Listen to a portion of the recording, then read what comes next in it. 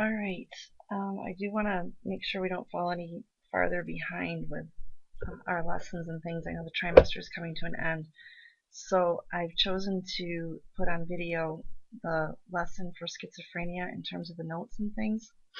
However, I want for you to make sure that you pause the video every now and then, jot down some notes that you might have, or questions that you might have for me when I come back, or you can email me those questions.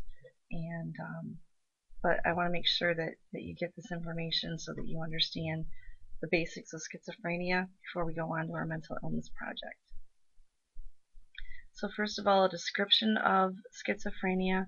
First of all, understand that even though we're focusing on paranoid schizophrenia, there's more than just paranoid schizophrenia when it comes to the entire category in the DSM. But it's a group of severe disorders that have a lot of different characteristics depending on the type that you have. So I'm focusing mostly on the paranoid, but with all of them, they do have a breakdown of personality functioning, and what that means is that they have a set personality. They're behaving a certain way. It's like you know a person, and then they suddenly begin to behave differently, and that's where the breakdown comes from, and they begin to take on different personality characteristics that are unfamiliar to you, that you're not used to seeing in them, that cause you to wonder if something might be going on. Possibly a second characterization is that the person begins to withdraw from reality, and you saw that in A Beautiful Mind, where John Nash begins to withdraw from what is real and begins to live more in his private world of his hallucinations and his delusions. You also saw him have disturbed thoughts. That comes from those auditory hallucinations, the things that he's hearing those voices say to him, things that they are telling him that he begins to believe about himself and about the world. And then another thing that we see in a lot of schizophrenia, but not necessarily as common in paranoid schizophrenia, is something we call flattened emotions, meaning that they don't have much emotional response to anything. They just are kind of dull emotionally. They don't really do a whole lot in terms of excitement, or it's not depression. Depression is different. This is more a look on their face of just sort of nothing. Basically, it's just a very flat, dull emotion. So this is a slide here that just shows you a little bit of different types of schizophrenia, but the characteristics of psychosis, which is what schizophrenia used to be called, include those delusions, the hallucinations, which I'll talk more about, incoherence, meaning sometimes they don't make sense to us, but their thoughts also don't necessarily make sense, and the world doesn't make sense. They can have catatonic, which is a very rigid, almost frozen-like state, or hyperactive behavior, and then I already mentioned the flat affect. Affect means emotion. Paranoid schizophrenia, in particular, characterized by feelings of persecution, that's the paranoia, grandiose delusions, and I'll talk about those in a minute, and like I've mentioned a number of times, auditory hallucinations. Some symptoms specific to paranoid schizophrenia. The first one I want to talk about is delusions. And delusions are false beliefs that are inconsistent with evidence or logic. So I want you to think of delusions as being beliefs that a person has. They're things that they believe that just can't be true. So it either defies evidence or it defies logic. Some people believe that they are some sort of a prophet sent from God to save the world. That would be the case of somewhat of David Koresh, and you can see the picture there of Time Magazine, Tragedy in Waco. That's David Koresh, and he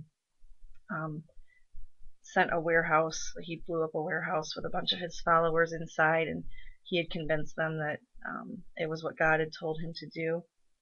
But others believe that they're abducted by aliens and things. Those are false beliefs that they have. So a few different types of delusions that exist. Delusions of grandeur are the most severe. They are the belief that I am something that I'm really not, or I have some sort of a superpower that I don't really have.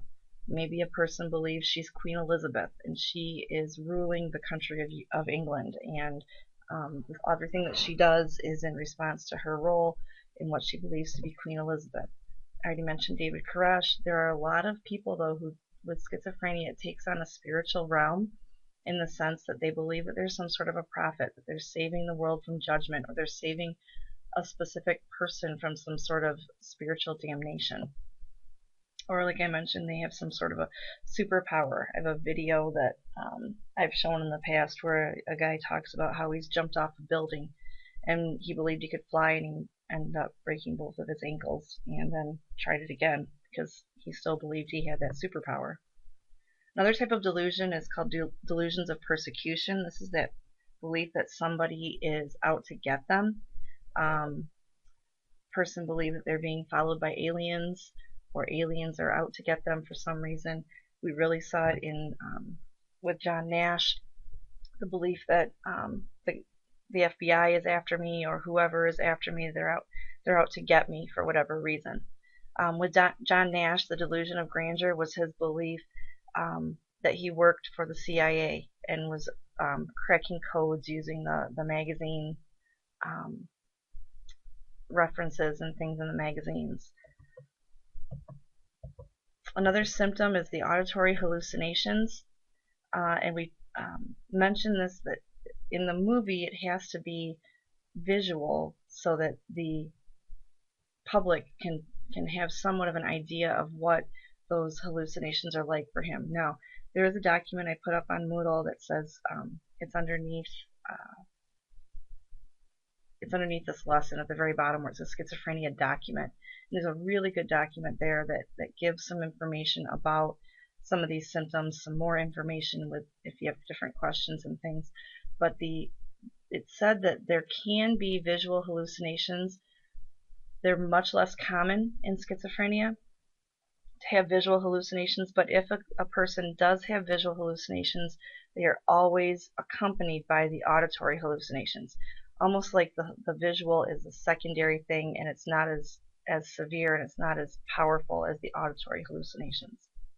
So these auditory hallucinations are these false or distorted perceptions of hearing that seem vividly real to the person who's experiencing them. They really truly believe that someone is talking to them.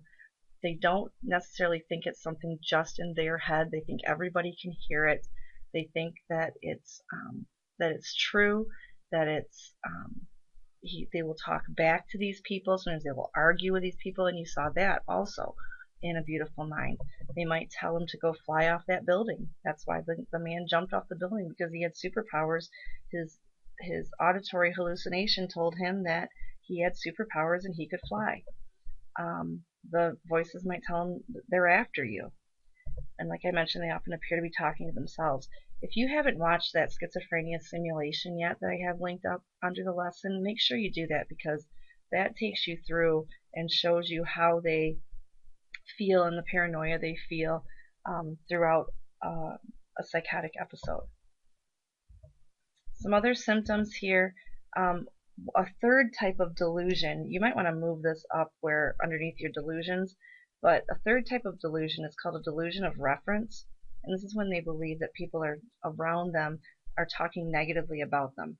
Kind of like sometimes we might just think we're paranoid because we hear somebody talking near us and we think they might be talking about us, and we're kind of like, what are they talking about? Are they, so they have these paranoid feelings and thoughts and things, and we call these delusions of reference, that other people are referencing them in a negative way. Now, this isn't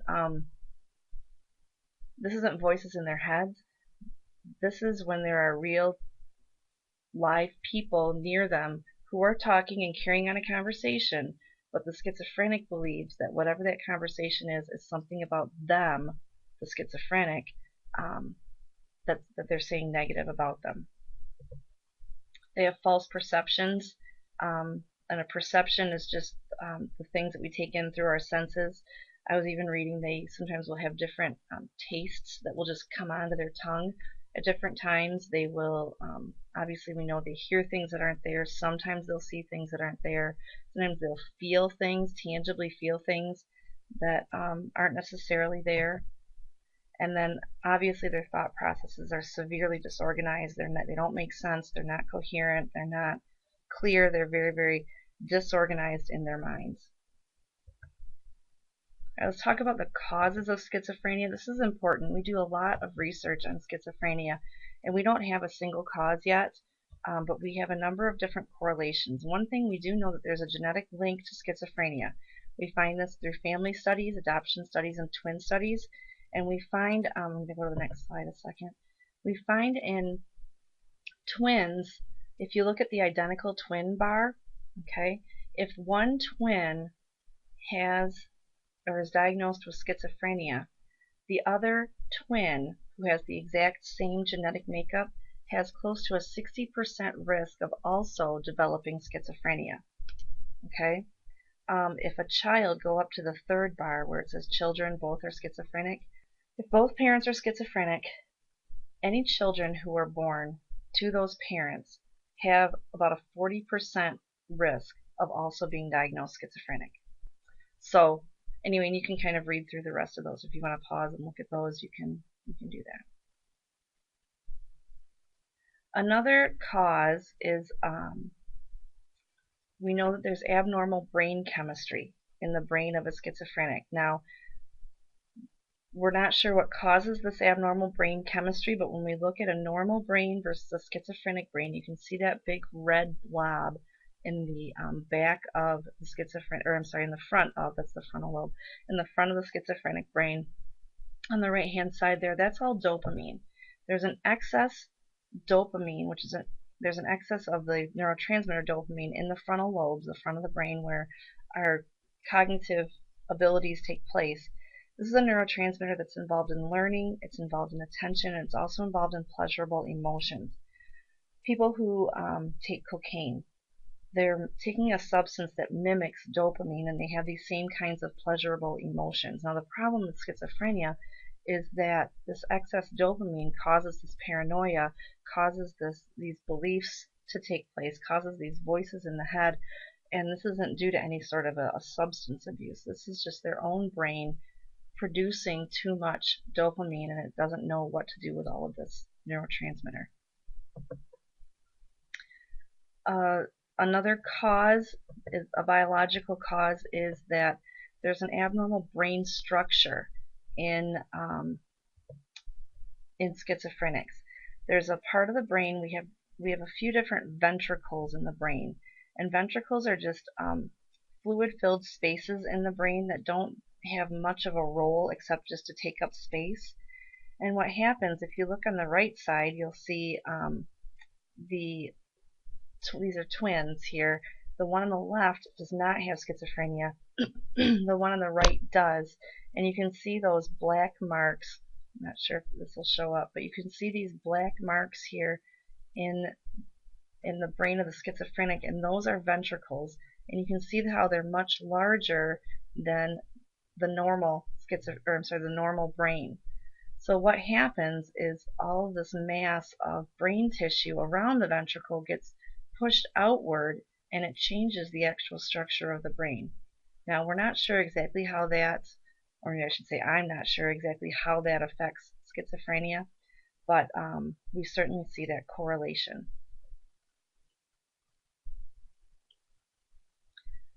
Like I mentioned at the beginning of the causes section here, we're not able to find a single cause, but we do know that those who are genetically predisposed, the genetics have the highest cause factor.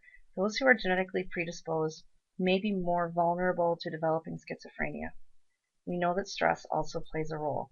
And as we get into more of these mental illnesses, you're going to find stress plays a role in pretty much all of them. We call this the diathesis stress model, when there's a genetic link to a disorder that can be prevented if stress is kept at a minimum. When stress is high and brings on the disorder that's already genetically linked, We call this the diathesis stress model. So we definitely saw this in John Nash, in the sense that when he went on to graduate school and he had to find his original idea and things like that, the stress got so high for him that that's when he had his psychotic break. So I don't know anything about his family background in terms of his genetics and things like that. I do know that his son does not have schizophrenia, um, but the stress is what triggered it, and I think they even say that in the movie. They say that the stress triggers the delusions. How do we treat schizophrenia? Well, I'm going to tell you, first of all, there's no cure for it. Okay, once the person has had a schizophrenic break, there's no going back to the person they were before, but we can prevent it from getting any worse than it already is. We have antipsychotic medications. We have more and more of these all the time that we use. They do have side effects to them that a lot of schizophrenics don't like, that causes them to feel more dull. It causes them to feel like they can't think as clearly. It makes them feel a little more foggy, things like that. And they will try to take themselves off their own medications, and then obviously there are problems. So what John Nash did by not taking his medication is not rare. Therapy also, the person and the family also need to learn how to live with this disorder, how to be able to tell reality from fantasy. And it really is a must to have both of these treatments.